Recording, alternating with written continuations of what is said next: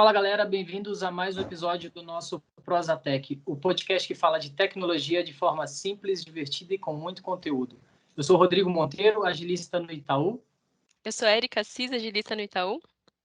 Eu sou o Felipe Agrello, trabalho com desenvolvimento em DevOps na Esconet. E eu sou a Mônica Orsolini, consultora de TI, mentora de carreira profissional. E hoje estamos aqui com esse time de feras, recebendo um convidado muito especial, o Luiz Tadeu de Almeida Cavalheiro. Luiz Tadeu, seja muito bem-vindo. Se apresenta para a gente, por favor. Olá, sou o Luiz. Eu sou consultor de agilidade no Magalu, Magazine Luiza. Minha carreira profissional começou desde aquele período lá do bug do milênio, perto dos anos 2000, e estou nessa trajetória até hoje. Não tinha nem cabelo branco ainda, né, Tadeu? Não, ainda tinha cabelos, né? Agora começa a cair. Também já está caindo. Mas vamos lá. Primeiramente, queria agradecer, Tadeu, por você ter aceitado o nosso convite aqui, de participar hoje aqui no Prosatec, para falar um pouco de Business Agility com a gente. E a gente vai dividir hoje em dois blocos, né? No primeiro bloco, a gente vai falar um pouco sobre o conceito de Business Agility, por que esse termo está sendo utilizado bastante, né? E por que a empresa deveria pensar sobre isso e muito mais, né? Antes da gente começar, eu queria deixar um recado importante aqui. Opiniões divergentes, elas são sempre bem-vindas e aqui a gente sempre vai respeitar um ao outro, tá? Se vocês estiverem gostando do canal, não se esqueçam de se inscrever, dar o joinha aí e deixar sugestões nos comentários também para a gente ter mais backlog para fazer mais gravações para vocês também. Beleza? Então vamos começar lá. Tadeu, hoje a gente fala muito sobre o termo de Business Agility, né? E aí eu queria saber a sua opinião sobre o que você entende que é e o que você entende que não é Business Agility. O Business Agility virou, tipo, a palavra da vez, né? Então, tudo é Business Agility, tudo tem que ser Business Agility. E o engraçado, assim, muita gente fala que faz, e aí, quando você vê, na verdade, só trocou o rótulo das coisas, né? O conteúdo continua o mesmo. E isso é um não é, né? Do Business Agility. O que deveria ser o Business Agility você pega a estrutura da empresa como um todo, e desde lá do presidente até quem está lá embaixo, trabalhando junto com o cliente, que a gente até brinca, né? O chão de fábrica ali, deveria estar todos orientados para o mesmo objetivo. E esse conceito assim, de estar orientado ao mesmo objetivo é o que te dá a agilidade, né? Que assim, quando você fala de Business Agility, todo mundo acha que não, tem que fazer tudo rápido, mas não, é um conceito diferente, você ter a flexibilidade de mudar de caminho de uma maneira que não seja tão dolorosa, né? Então, se pensar assim, o Business Agility seria mais ou menos, se a gente comparar com o corpo humano, quando você recebe uma picada no braço, qual que é a sua reação? Você vai tirar o braço. Essa reação, imagina isso numa empresa, você está no mercado e você percebe que você está perdendo dinheiro. Qual que é a sua reação? Se você demorar muito, você vai falir. Mesma coisa, se eu estiver ali, estou tomando uma picada de um animal peçonhento, se eu não reagir, eu vou morrer. Então, o Business Agility, ele teria mais esse papel de flexibilidade de ação do que velocidade de ação.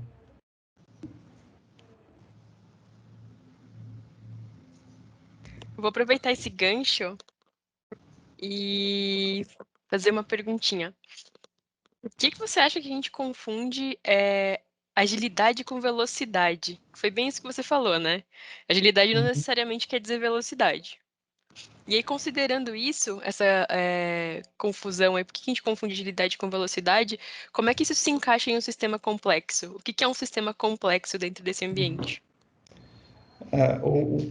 Eu acho que talvez seja até um problema de tradução, assim, minha opinião.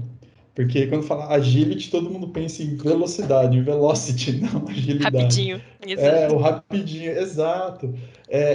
Tipo assim, se a gente comparar o Usain Bolt e a Daniele dos Santos, sabe? Tipo, o Usain Bolt, ele é muito mais rápido. Só que se você pegar ele no meio da corrida e colocar uma parede ali no meio, provavelmente ele vai parar, ele não vai conseguir desviar disso. Agora pensa a Daniela dos Santos, que ela era ginasta. Se ela vê uma dificuldade no meio do movimento, ela já vai se adaptar muito mais fácil e continuar o movimento de uma maneira diferente. Então, essa impressão de... E também a gente pega, se a gente pegar várias literaturas de agilidade, sempre tinha o termo de rapidez, entregue antes do tempo, e às vezes eu acho que isso foi contaminando, na verdade, o nosso conceito de agilidade. Mas, assim, foi exato. E aí o que liga aqui esse negócio do sistema complexo? Que nem um exemplo, uma empresa. Então, eu tenho presidente, eu tenho diretores de várias áreas, eu tenho áreas de entrega de produto, áreas de manutenção de produto. Então, você pega tudo isso aqui. Isso, se você tentar dividir só em pequenos pedacinhos e falar, não, beleza, você só cuida de desenvolver, você só cuida de sustentar, você não tem uma visão do todo. E a empresa, hoje, ela precisa ter essa visão do todo. Por quê? Você está num mercado, do dia para a noite pode vir e chegar um concorrente da China, derrubar todo o seu mercado e em menos de 2 meses você está falido. Então, a complexidade, quando você olha uma empresa e você não pode mais dividir tanto em silos, apesar de ter especialidades, mas você tem que olhar o quanto essa especialidade está fazendo para o todo. Né? Eu gosto bastante de fazer a analogia com o corpo humano também. Se você chegar e falar só para o coração bater mais rápido para ele ser mais eficiente, você morre, porque sua pressão vai subir. Exato. Da mesma forma, se você falar, não, para de bater porque eu vou focar no estômago que está cheio, você também morre. Então, meio que esse balanceamento de entender toda essa complexidade da sua empresa, esse balanceamento é vital. Então, pensando no Business Agility, como é que a gente faz com que todas essas partes, todos esses núcleos ali dentro da empresa trabalhem de uma forma eficiente, que não mate o todo, nem por inanição, nem por excesso. Então, a complexidade está nisso. E é assim, não adianta falar que, não, mas eu sou uma empresa centenária, eu sempre trabalhei assim. Beleza. A sua empresa pode ser sempre assim, mas o mundo na qual ela está já não é igual aos últimos 10 anos. Então, é essa parte de adaptação e resposta ao ambiente que a gente está. Você é muito mais Daiane dos Santos do que o Usain Bolt nesse sistema que é complexo, porque quando a empresa é gigante, acho que não só para empresas grandes, né, empresas pequenas também, tem toda essa complexidade dentro do sistema. Mas as empresas grandes, elas já têm os silos e tá tudo entrelaçado ali. Difícil. Obrigada, Léo. Show. E hoje em dia, foi bem o que você falou no começo, assim, hoje todo mundo fala sobre business agility, mas nem sempre as empresas aplicam. Por que você acha que tá tão no hype assim? Tipo, tá todo mundo falando sobre isso. O que tá acontecendo com o mercado hoje em dia? Assim, eu vou fazer. Tem 2 discursos, né? O discurso pré-pandemia e o discurso pandemia, né? Pré-pandemia, qual que era o maior discurso, assim, que até quando eu trabalhei na consultoria a gente aplicava isso? Hoje, as pessoas que consomem da sua empresa, eu vou fazer um histórico melhor, fazer uma linha do tempo. Imagina que na década de 90, você vai e compra um serviço, um produto, e você fica indignado com esse serviço ou produto. O que você podia fazer na década de 90? Escrever uma carta para o saque ou ligar para o saque dessa empresa. Entende que você tinha muito pouca influência sobre aquilo que a empresa estava te oferecendo ou deixando de te oferecer. Aí você começa a migrar isso para o ambiente da internet, começou a divulgar, rede social. Imagina hoje, você é uma empresa grande e você comete uma falha desse tamanho grave de não atender uma pessoa. Primeira coisa, grita muito no Twitter, a pessoa vai ter uma divulgação maior, ela consegue brigar pelos seus direitos de uma maneira muito maior, e esse impacto é extremamente gigante para a sua empresa. Então, Isso é uma das mudanças principais, assim, de falar, putz, como é que eu reajo mais rápido a esse ambiente? Então, o ambiente ele ficou muito mais agressivo, né? Muito mais, a resposta é muito mais rápida e muito mais força para dentro da empresa. Então, o que era antes, putz, eu estou no meu conforto aqui, poucas coisas, é como se eu estivesse num feudo mesmo, no meu castelinho aqui. Cara, pode brigar aí, não vai entrar. Só que agora você não tem parede, então você está todo exposto. Então, isso eu falo que é o discurso pré-pandemia. Então, a mudança que a gente teve no mundo como um todo, tanto de consumo, de consumidores, fez com que as empresas começassem a olhar, peraí, eu já não tenho mais muro. O negócio aqui é tudo de vidro e qualquer pedrinha quebra. Na pandemia, quando a gente fala pandemia, qual que foi o problema? Além de eu não ter muro, eu já não tenho mais nem gente aqui dentro, eu estou tudo espalhado. Então, ou eu tenho que me virar nos 30 agora internamente para eu continuar tendo o organismo aqui dentro da empresa trabalhando, mesmo não tendo mais todo mundo embaixo do mesmo teto, onde eu tinha uma influência, um comando e controle maior, então eu preciso ter alguma forma de disseminar o que eu quero da empresa para todo mundo que está remoto, e da mesma forma, todo mundo que está fora continua jogando pedra aqui dentro. Então, o Business Agility, né, se a gente falar o conceito dessa plasticidade da empresa de se adaptar ao ambiente, antes da pandemia era muito mais por causa desse ambiente de fora que está mudando, e com a pandemia, além do ambiente de fora, o ambiente de dentro mudou muito. Então, é muito mais complexo, assim, eu determino, falando uma empresa, eu estou todo mundo na mesma empresa, eu determino uma estratégia e estou ali, todo dia, como se fosse batendo o bumbo da estratégia. Porque as pessoas estão ali, o comando e controle fica mais fácil. Só que a partir do momento que você já não tem todo mundo assim, tá todo mundo remoto, todo mundo longe, você tem que continuar ainda batendo bumbo, só que já não é mais com comando e controle. Aí entra outros artefatos que você tem que fazer para as pessoas te ajudarem nessa plasticidade da empresa. Então, eu acho que são esses dois momentos aí que começaram a borbulhar muito a questão de agilidade de negócio, né?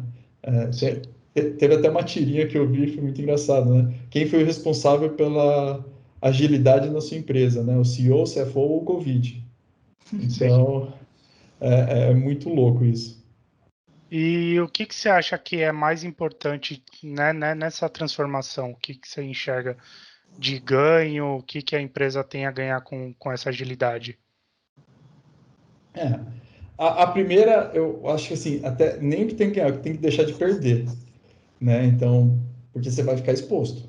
Então, hoje, você pega, a gente vê exemplos de fintech, health tech, food tech, um monte de techs aí surgindo.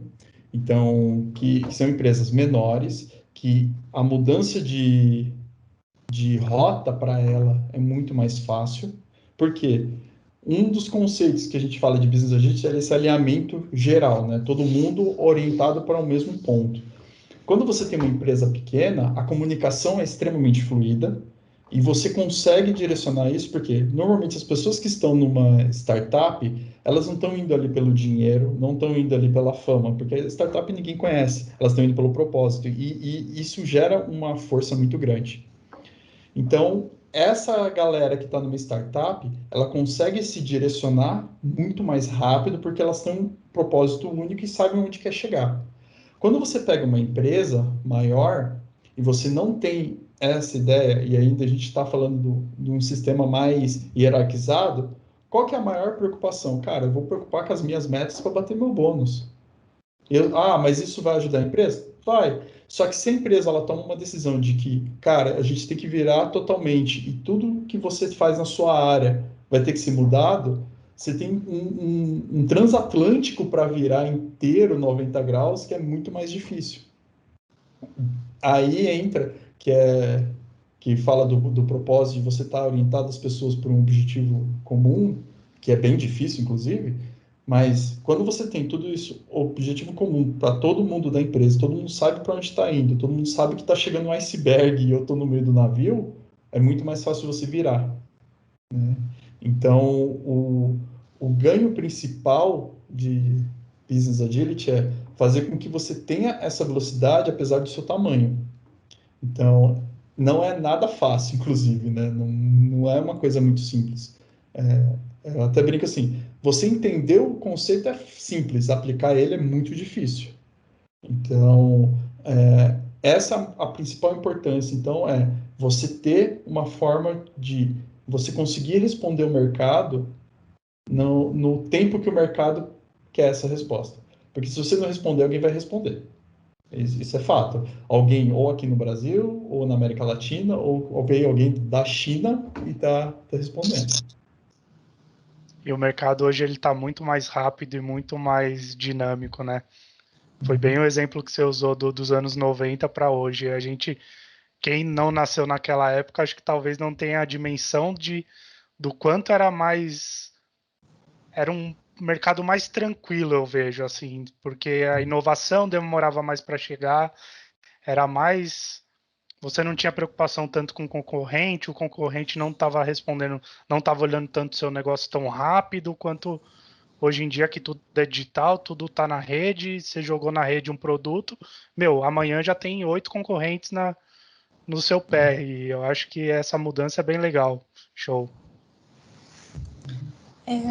E aí, assim, falando um pouquinho da década de 90, né? 35 anos de TI, né, Tadeu? Eu vivi bem isso, e assim, não só assim, a gente tinha, era reativo, né? A gente acabava até se tornando refém das questões, porque a gente ficava assim, tentava, mas assim, era dificílimo, não tinha nem celular, né? Se eu quisesse fazer uma reclamação, até por telefone, era complicado, né? Então, houve momentos até que a gente tinha que escrever uma carta, colocar no correio, para ver se surtia algum efeito. Então, a coisa era bem complicada, eu vivi bem isso. Então, eu falo que agora, assim, essa agilidade... E outra coisa também, a consciência das pessoas, né? Ela foi uma evolução, assim, você pode obter um produto de qualidade, um serviço de qualidade, né? Que essa consciência, até pelas limitações da época, não eram, assim, tão claras, né? Na cabeça das pessoas. Então, isso eu acho que é o lado também positivo dessa evolução, né? Hoje as pessoas buscam a qualidade, o serviço que pagam, né? Buscam o retorno com qualidade. E aí você falou também da pré-pandemia, da pandemia, que eu acho que, nossa, a pandemia mexeu mesmo com as empresas, né? Então, até as demandas, né, se tornaram outras, né? As empresas tendo que se adaptar, até linhas de produção, né? Quem que usava máscara aqui no Brasil antes da pandemia, né? Se eu só estou falando do Japão, o Japão sempre usou máscara, mas aqui no Brasil, quem que usava máscara? E as empresas que faziam máscara lá, vamos pensar, produziam máscara num ritmo lá, de repente tiveram que se reinventar a produção altíssima e tudo mais. Então, em cima disso, assim, né, dadas as experiências todas, tanto de pré-pandemia e pandemia, por que você acha que hoje, vamos pensar a empresa hoje, está decidindo hoje, eu vou para o Business Agility e assim, por que elas deveriam ir? E se existe alguma receita de bolo? Sim, eu vou começar hoje. Como que eu faço? Receita de bolo, assim, nunca existe, né? Porque cada contexto é um contexto, né? Assim, se você pensou, eu estou montando uma empresa hoje, então, vou pôr em alguns contextos, né? Estou montando empresa hoje. Se você pegar várias literaturas de startup, já vai te falar, cara, persiga um propósito, deixa sempre estratégia muito bem definida, divulgada para todo mundo. Então, é mais simples.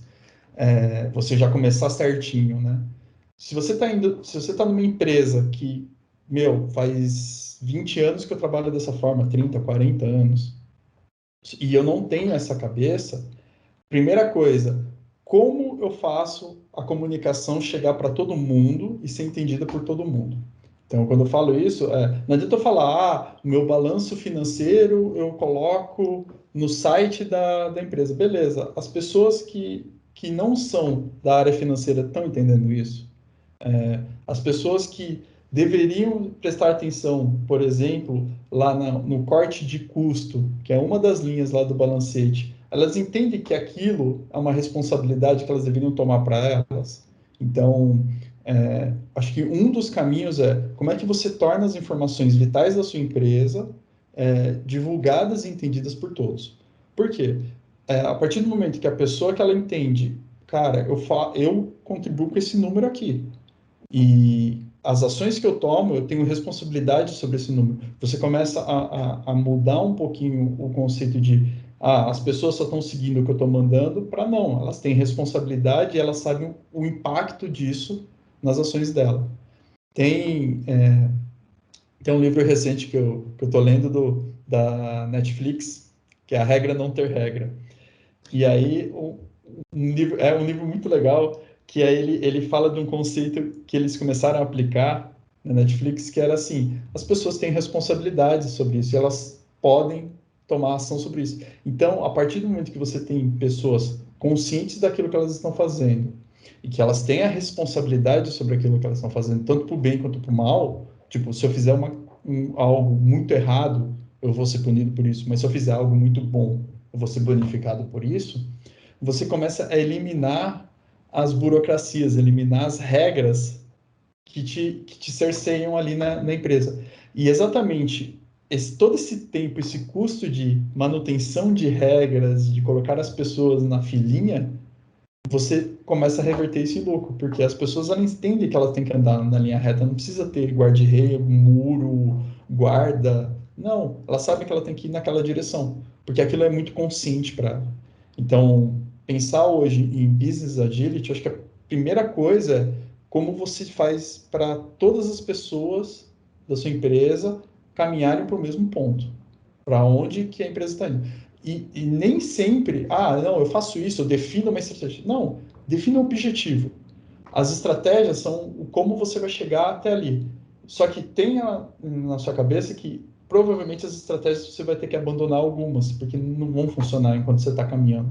Mas o objetivo mantém lá, o propósito é o mesmo.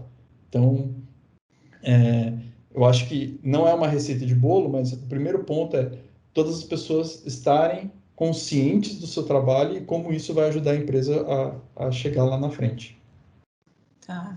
E você falou bastante de pessoas, né? Envolve cultura, né? Várias questões importantes, às vezes até difíceis de serem mudadas, né? Principalmente quando fala em cultura, né? Mas aí, assim, quem conduz esse processo tem alguma qualificação, algum perfil especial para que a empresa atinja esse objetivo do Business Agility?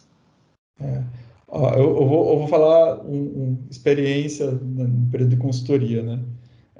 Era muito engraçado porque, assim, a gente tinha papéis de agilistas que vão olhar basicamente o processo ali, como que ele está rolando e como é que eu posso melhorar, tirar os prejuízos ali do processo, né? Os wastings, né? Então, você tem uma parte de pessoal eu não gosto de usar esse termo, recursos humanos, mas pessoal de gestão de gente, que é exatamente esse. Como é que eu começo a hackear a cultura para permitir que ela seja uma cultura que seja maleável? Porque se você tiver uma cultura que é muito fechada, muito fixa, as pessoas começam a criar medo e não começam a pensar diferente. E elas vão começar, tipo assim, né? Vou jogar o jogo que estão jogando. Eu não vou criar novas regras. Então, o jogo está jogando, eu continuo. Eu não vou ser o diferentão para ser excluído da empresa, né? Então, tinha essa parte de gestão de gente junto. E também tinha a parte estratégica.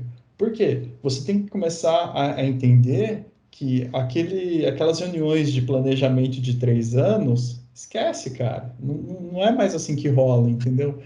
Você vai ter um planejamento, você vai ter um objetivo de 3 anos, claro, você quer chegar em algum ponto do tipo, eu quero ser a melhor empresa, eu quero ser a mais conhecida, ou que nem o Elon Musk, né? Eu quero ser a primeira empresa a chegar em Marte com pessoas. É um objetivo, e isso é um objetivo a longo prazo. Os objetivos são a longo prazo, os propósitos são. Mas aí você começa a ter uma ideia de que as suas estratégias e o como você vai chegar lá já não são de tanto longo prazo. E você tem que ir tentando caminhos para ver se você está indo para aquela direção ou até, às vezes, no meio do caminho, você acha uma oportunidade que aquela direção não faz mais sentido e você muda totalmente, que é aí, e a empresa ela tem essa plasticidade de mudar totalmente. Ela não fica com aquele medo de, mas eu sempre fiz isso, e não, isso aí é muito arriscado, eu vou continuar. E aí vira o custo afundado e afunda tudo. Né? Então, essa parte aí de você ter essa mudança tanto de processos, pessoas e estratégia. Então, tem que ser esse balanceado, porque cultura não muda de um dia para a noite, né? Não é assim que funciona. Você tem que ir hackeando ela aos poucos, você tem que ir influenciando, trazendo isso, mas você pode mudar, por exemplo, a cabeça estratégica de mostrar, ó, a gente está fazendo isso, mas a gente quer alcançar esse patamar aqui. A gente está aqui embaixo, mas ó, isso aqui é o que a gente quer atingir. Então, seria uma mistura desses pontos, né? Então, processos, pessoas e estratégia. Sim, tá. Muito bom. Muito bom, gente. A gente vai terminando aqui o primeiro bloco aqui de perguntas. Alguém tem alguma outra para fazer? Não? A gente vai para o próximo bloco. Se vocês estiverem curtindo aí, deixe seu joinha, não se esqueça de se inscrever no canal e deixe nos comentários também algumas sugestões de temas para a gente gravar novos podcasts para vocês também. A gente já volta em 10 segundos. Valeu!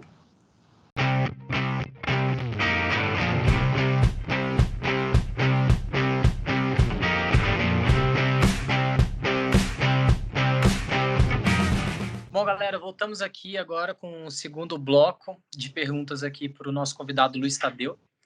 E nesse bloco a gente vai fazer algumas perguntas abertas, né, sobre o tema de Business Agility. E a Érica vai começar fazendo as suas perguntas. Vai lá, Érica. Tadeu, você falou sobre culture hacking. Tem algum exemplo para a gente de como, ou dica de como fazer hackear a cultura, né? Especialmente no momento de transformação, acho que é válido para qualquer empresa, empresas grandes ou pequenas.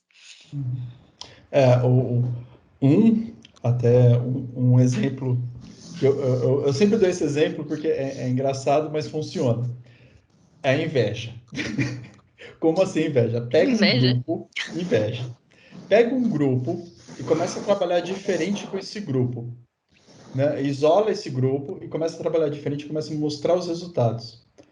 A própria cultura, as pessoas que estão em volta, primeiro vão começar a olhar por que está diferente e querem saber o porquê está diferente. E é muito engraçado o mimetismo, porque as pessoas começam a tentar imitar isso. Então, você começa com um grupo de controle. Então, por exemplo, a gente está falando de agilidade. Vamos pegar uma empresa que nunca fez nada de agilidade. Você pega um grupo, começa a colocar o Kanban na parede, mostra o Kanban, faz as reuniões todo mundo em pé naquele Kanban.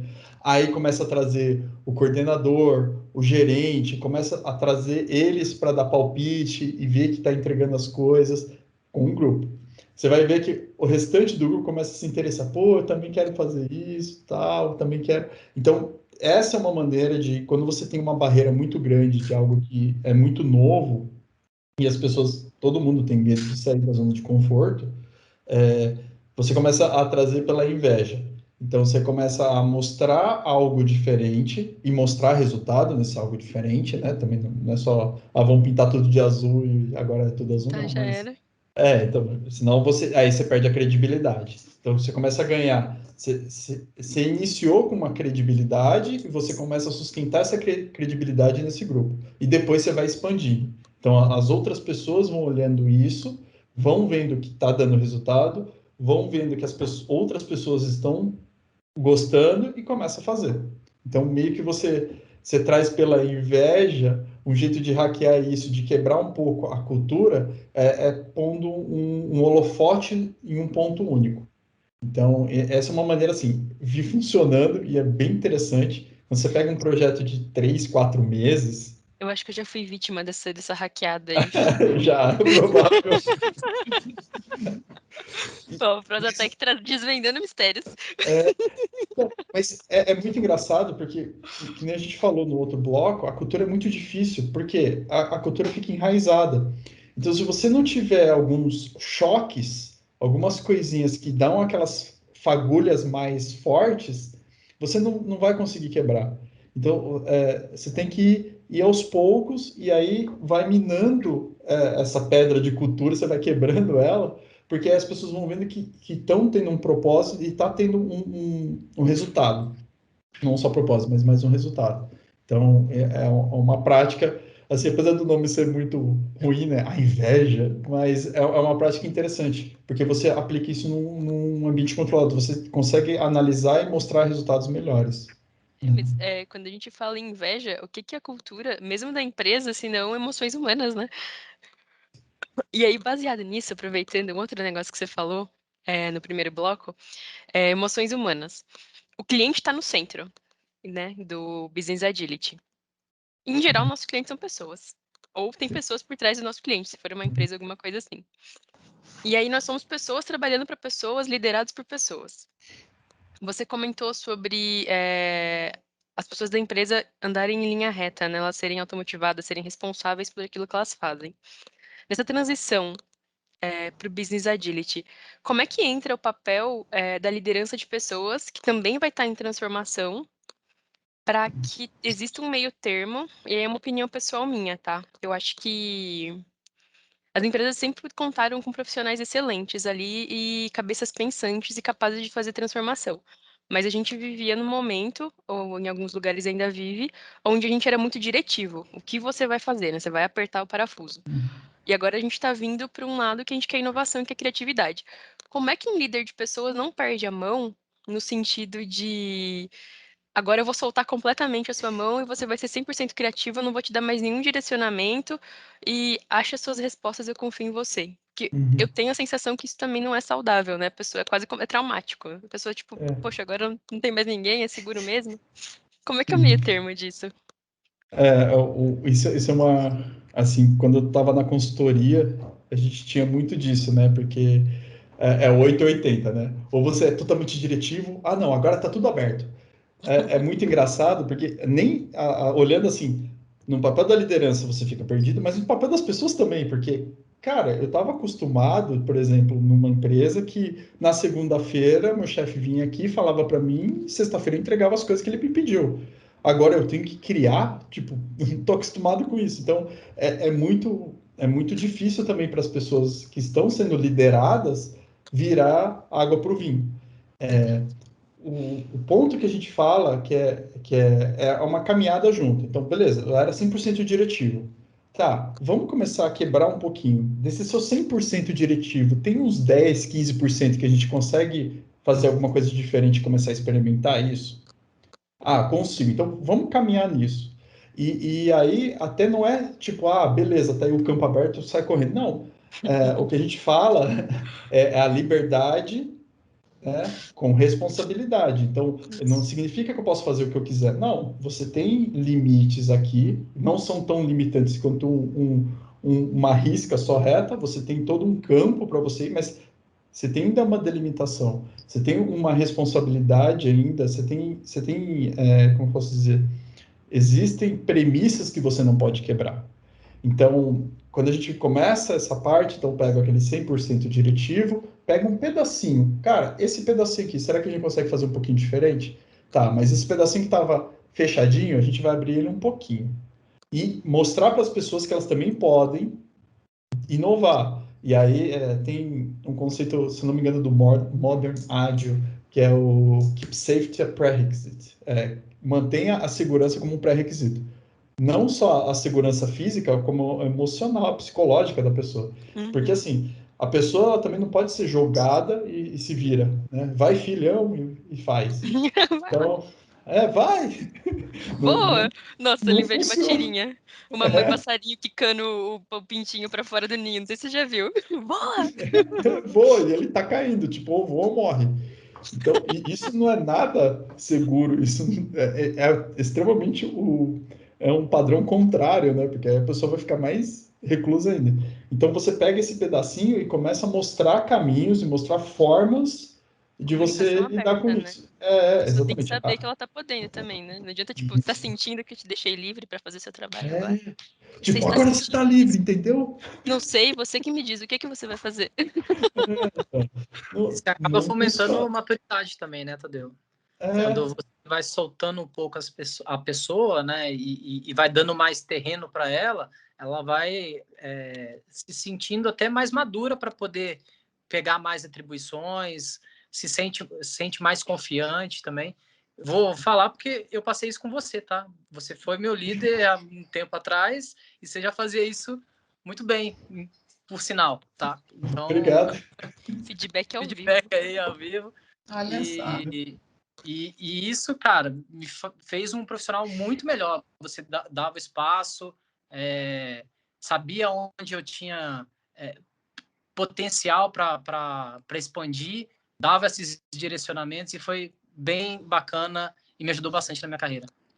Oh, que bom, cara. Eu fico feliz pelo feedback. Que bom, cara. Mas é exatamente isso, porque se eu pegasse, lembra você quando você era estagiário, não tinha muito conhecimento, e te jogasse, ó, se vira agora, vai falar com o diretor sobre um assunto. Cara, eu tô te queimando. É a mesma coisa isso na empresa. Então, é muito. Por isso que não existe receita de bolo, porque é muito sensibilidade ali da equipe que está trabalhando, você começar a quanto eu estou soltando e assim, é normal também, tem coisas que não vão ser soltas, vão ter que ser diretivas. Por exemplo, vocês trabalham em banco, vocês não vão parar de seguir as regras do Bacen, que são extremamente restritas, porque é um perfil do negócio ali. Então, vão ter coisas que vocês têm que ser totalmente diretivos, porque é o negócio de vocês, mas tem milhares de outras coisas que vocês podem ter uma liberdade, um risco a correr, que é tranquilo, tipo, acontecer isso, beleza, se acontecer ruim eu consigo segurar, se acontecer bom, é muito bom. Então, esse meio termo, assim, porque é que nem você falou, Érica, às vezes a gente, quando eu estava na consultoria, a gente entrava numa empresa, não, agora a gente está na agilidade aqui, ó, cada um tem seu backlog, a gente, tá, mas o que vocês estão evoluindo? Cadê as métricas do que vocês estão fazendo? Que métricas? Agora a gente não é diretivo, não precisa... vocês vão para onde? Tipo, cada um corria para um lado, virava o urso do pica-pau, né? Sim, você tem ainda um objetivo mesmo, sei lá, uma norma do Bacen que você precisa atender, mas você tem 1000 caminhos para chegar nela. Então, Exato. acho que é isso que é a liberdade, é você ter ainda o objetivo em comum, mas você ter vários caminhos e você dá liberdade para a companhia, para todo mundo caminhar, cada um chegando por um caminho, mas todo mundo chegando no ponto comum. Acho que é isso que a gente busca, né? A gente tem um objetivo, mas a gente caminha de várias formas, cada um com um caminho diferente, mas todo mundo em prol do objetivo. Eu brinco que tem que ter o tocador de bumbo, né? O tocador de bumbo tem que ir lá na frente e a gente tem que seguir, tem que ter alguém que dê o caminho, né? E daí a criatividade, a iniciativa e tudo vai, mas o tocador de bumbo tá lá, siga-me aqui, né? Aquilo do propósito. O tocador, vai ter uma pessoa que eu não lembro de quem é essa frase, mas assim, a estratégia você não pode deixar para outras pessoas fazerem. A estratégia é o presidente que faz. Então, tem que ter uma pessoa que vai te direcionar, é um cara que está com a cabeça ali no propósito. Sempre vai ter isso. Só que aí, onde está a inteligência disso é que eu vou mostrar a direção. Cara, a gente tem que ir para aquele ponto. Como a gente tem que ir, aí você tem toda a diversidade da sua empresa, todos os cérebros da sua empresa para pensar N caminhos, passar por N situações e sair numa solução comum mais fácil para chegar naquele caminho.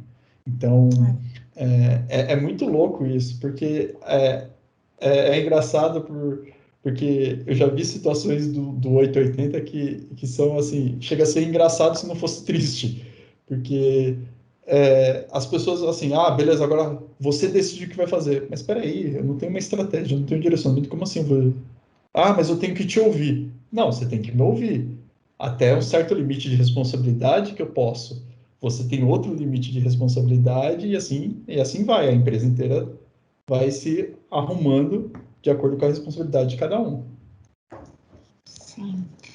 E você falou bastante, Tadeu, da questão cultural, né? A questão, assim, você falou bastante aí dos times, dos líderes e tudo. E essa questão cultural quanto ao board, ao C-level, assim, como convencer que isso que realmente aconteça, né? Porque não adianta a gente ficar pensando aqui embaixo, porque se não vier lá de cima, top-down, não vai para lugar nenhum, né? Então, assim, como você acha? Como que a gente pode convencer um board, uma diretoria, um C-level aí para seguir nesse caminho do Business Agility?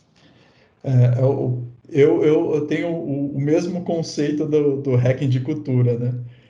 Mostrar que outras empresas estão indo melhor, ou principalmente se for seus concorrentes. E aí, porque é uma coisa que tem que ser, principalmente se a gente está falando de business agility, a cabeça do negócio está ali, quem está direcionando é o board. Ele está fazendo o para onde estamos indo, a responsabilidade dele. Então, se você não entende, eu sou o board, eu estou direcionando, eu sou o capitão desse navio, e eu não estou vendo que tá vindo tem um iceberg gigante e eu tenho que virar, ser fadado ao fracasso. A parte boa, eu falo parte boa porque no período que eu estava na consultoria, eu consegui participar de várias reuniões com boards diferentes de empresas. É que eles já entenderam que eles precisam disso. Então, isso é uma parte muito boa. E eu acredito que agora com a pandemia ficou muito mais latente. Então, assim, eles entenderam que ou eu mudo ou eu estou fadado ao fracasso. Então, não rola mais aquela ideia de, não, estou seguindo assim, eu vou continuar seguindo. Então, essa é uma parte boa. Agora, a parte difícil beleza, eles entenderam o que eles precisam fazer, agora como eu vou fazer? Que é como eu faço a minha liderança ser comunicativa para todos da empresa e fazer todo mundo virar esse barco junto, né? Então, eu acho que essa parte, essa primeira parte de mudar a cabeça das pessoas, eles não são bobos, eles não são C-level à toa, né? Então, eles entendem que isso é importante, principalmente hoje em dia, mas talvez a insegurança esteja de como fazer isso sem perder a mão, né? Então, eu diria que é mais para essa, assim. Então, como ajudar eles, e aí pode entrar uma parte que aí é o bottom-up, como a empresa consegue também ajudar a caminhar e dar também a segurança e credibilidade para o C-Level falar, cara, eu tenho pessoas aqui muito competentes que conseguem remar junto no objetivo. Então, tanto lá embaixo, assim, o bottom-up, as pessoas entenderem, cara, eu tenho um líder que está direcionando para algo que eu quero seguir, e não só o lucro dele, o bônus milionário dele todo ano, mas... E o líder, eu tenho gente que não está aqui só mandando para ganhar salário. Elas querem ir junto para onde a gente está indo. Muito bom. Legal. E eu queria também... Você deu um exemplo no primeiro bloco sobre... Hoje as empresas têm que concorrer com fintech, com foodtech, com logtech, todos os negócios hoje têm uma tech da vida que está chegando inovando no mercado, está chegando com 1000 ideias latentes e vindo a milhão, atropelando todo mundo. Como que as grandes empresas elas se mantêm competitivas no mercado nesse cenário de, tem uma concorrente menor chegando com mais agilidade, lançando ideias, todo dia ela tem uma ideia nova e está lançando no mercado, o mercado está aprovando e tá sendo válido. Como que elas concorrem? Algumas empresas elas optam por absorver aquela tech da vida, eu vou realizar a compra da empresa. Como que eu faço esse choque de cultura? Porque quando eu adquiro uma empresa, ela está entrando no meu negócio, ela vai vir com muita mudança, vai vir com agilidade, e como que eu incorporo ela, ou como que eu também transmito um pouco da minha cultura para ela, assim. É uma situação bem, bem difícil, né? Porque imagina assim, você tem uma empresa grande que já tem toda uma cultura, e aí é legal. Qual que foi o propósito da compra dessa empresa? Então, se você pensar a empresa, eu sou uma empresa grande e estou comprando uma fintech, uma tech qualquer, uma startup. cara, qual que é o propósito disso? Eu quero só pegar mais uma fatia de mercado e colocar meus tentáculos ali, ou não? Eu quero adquirir esse know-how, esse ar novo aqui, sangue novo, para oxigenar a minha cultura. Então, acho que um primeiro ponto, que aí vai a transparência da empresa, é por que estamos adquirindo? Ó, a gente adquiriu a empresa XPTO aqui, startup, mas o motivo, assim, a gente não está entrando no mercado dela, a gente quer oxigenar o nosso mercado com a cultura deles. Então, isso tem que estar bem claro, porque quando entra, vira tipo a criança nova na sala de aula, sabe? Quando a gente estudava, né? Em 1522, que a gente ia para todo mundo aglomerado na sala, e entrava um aluno, uma aluna nova, então todo mundo ficava olhando, tipo, é um alien, e o aluno novo olhava para todo mundo, é um alien. A relação é a mesma, você tem uma empresa que te comprou, aí, olhando a perspectiva da startup. Cara, a gente tinha muita liberdade, a gente fazia, eu falava direto com o presidente, agora eu tenho 25 níveis para chegar no presidente. Cara, isso é muito estranho. E ao mesmo tempo, você tem a empresa lá consolidada e o pessoal fala, cara, eu tenho 15 anos de empresa, agora entra essa empresa nova e o cara tá virando meu chefe. O que vai acontecer? E aí vira um choque louco assim de cultura. Então, acho que o primeiro ponto é a transparência. Então, por que você está entrando e qual que é a real? O que a gente quer alcançar junto com essa compra? Né? Então, tanto para tranquilizar as pessoas que estão entrando, deixar bem claro, ó, a gente não está comprando porque a gente é um império galáctico e você agora é mais uma colônia que eu absorvi. Não. Você tem um motivo por estar aqui.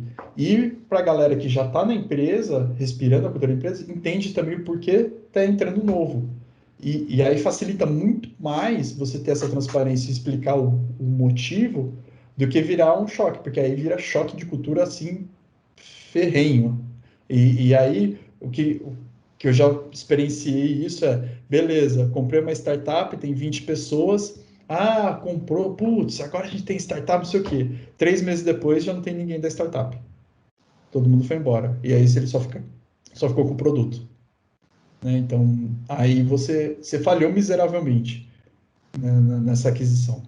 Então, um ponto é deixar claro, porque eu também já vi casos de sucesso também. Então, que foi exatamente essa foi, ó, estamos adquirindo a empresa X, porque a empresa X tem esse know-how, e a gente quer absorver isso na nossa cultura. E eles querem aprender isso da nossa cultura, que também é legal. E aí a gente vai casar as duas. E aí tem um trabalho, não é um negócio plug and play, né? São pessoas, então tem todo um trabalho de apresentação de uma empresa para outra, de entender como funciona isso, enturmar as pessoas, toda aquela parte de que a gente fala, né, de CSC, Centro de Serviço Compartilhado, né, porque a outra empresa tinha financeiro, RH, tinha tudo, e aqui também tem. Como é que funciona essa integração? O que traz o melhor dos dois mundos?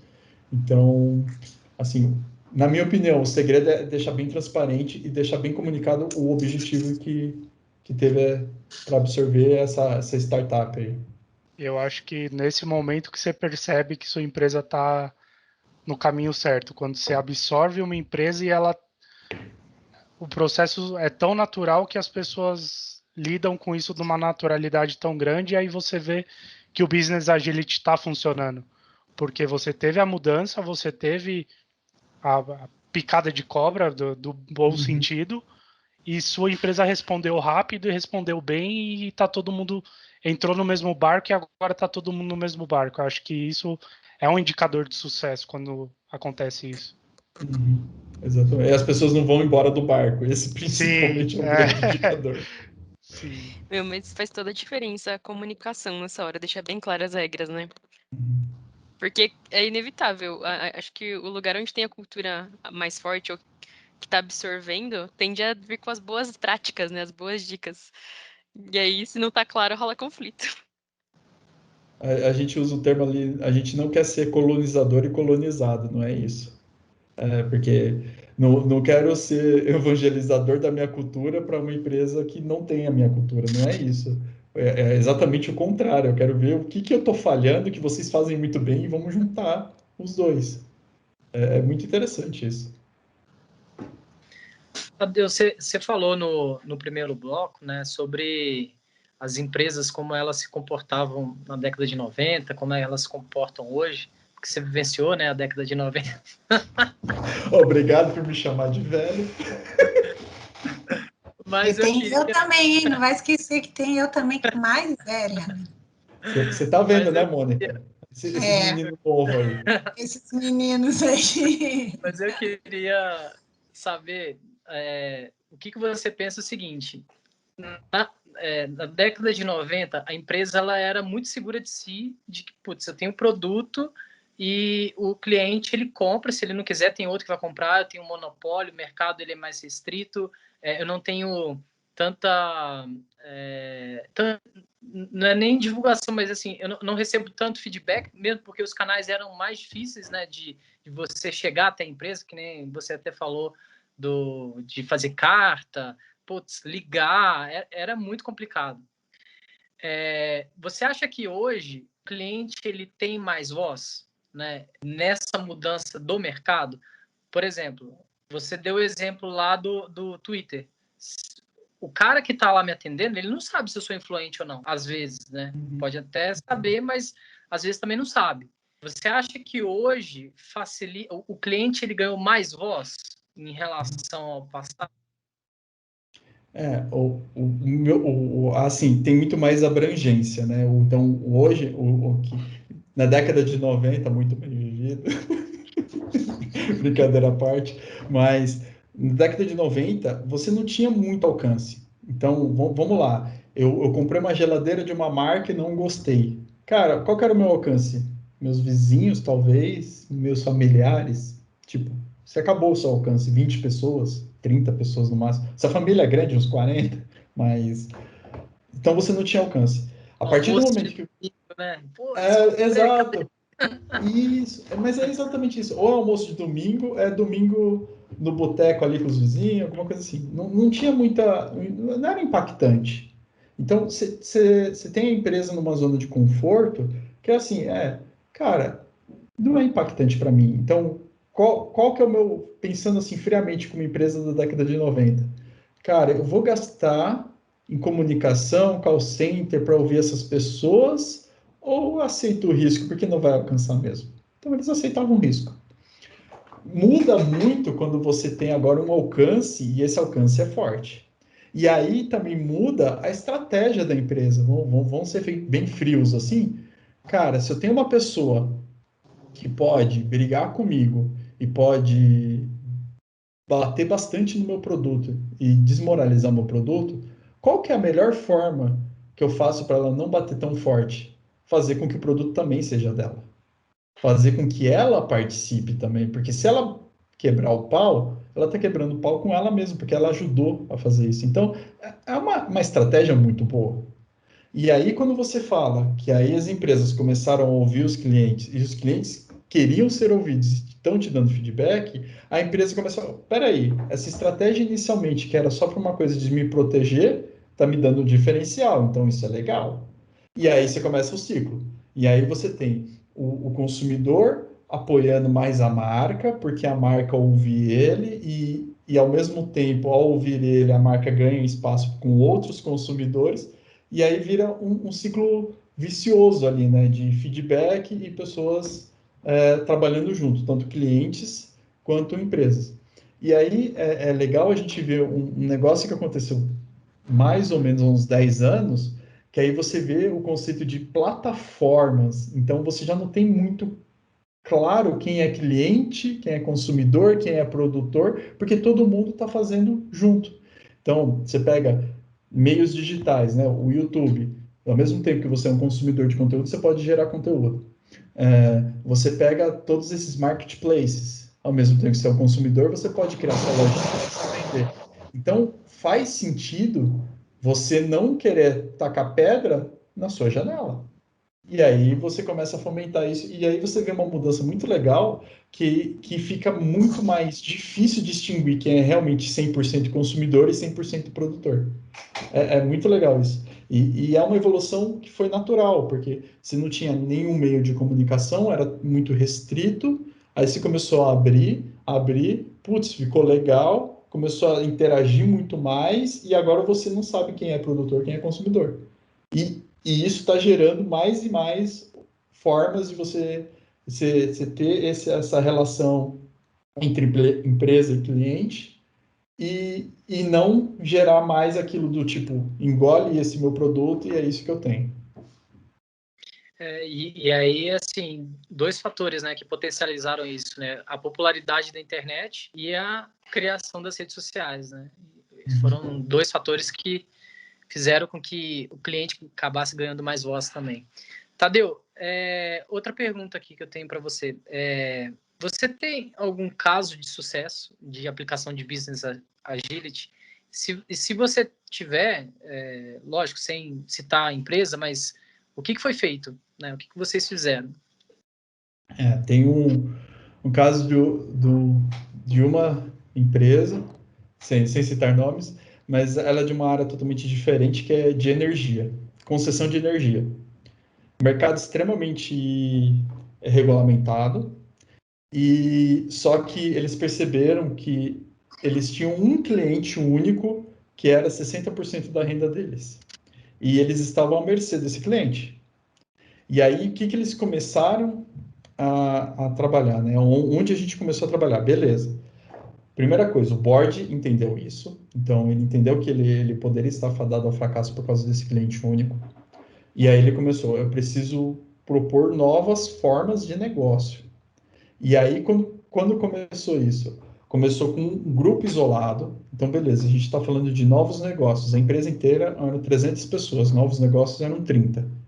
Beleza, nesse grupo, o que a gente vai ter de diferencial e o que a gente vai ter de proposta de valor para a gente mudar um pouco o caminho da empresa. Então, esse grupo ele ficou focado e teve a liberdade de experimentar coisas e fracassos, mas no final a gente saiu como se fosse um Shark Tank das ideias para o board para ter novos negócios na empresa. Então, foi muito legal isso, foi um projeto curto, de 3 meses, mas foi legal que você tinha a consciência do board, né, do presidente, dos diretores, tinha muito claro o propósito daquilo, e todo mundo entendia o propósito, e as pessoas começaram a trabalhar em cima desse propósito com vários caminhos diferentes.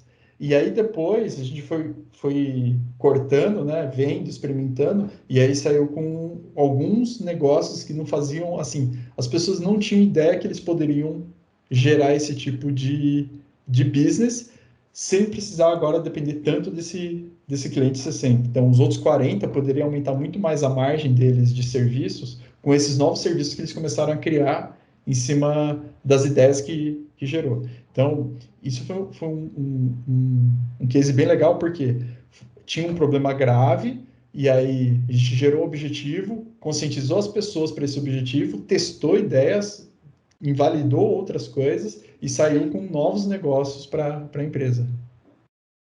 Bacana.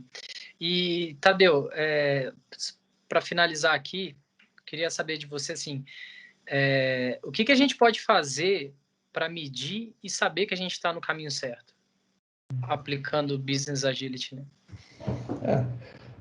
Você tendo a transparência de onde você quer chegar, você consegue estabelecer indicadores se eu estou indo para um caminho certo ou não.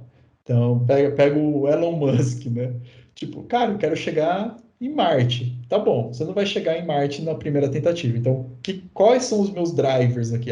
Eu preciso de um foguete que volte porque economiza dinheiro. Beleza. Eu preciso agora de uma nave que leve mais de uma pessoa, leve 1 tonelada de equipamentos e orbite na Terra. Checked. E aí você vai colocando esses pontos. É igual videogame, sabe? Quando até chegar no chefão, você não tem vários pontinhos aqui que você vai ganhando. Então, exatamente isso. Então, se você tem a transparência de onde você quer chegar no objetivo final, você consegue estabelecer esses passos e aí metrificar.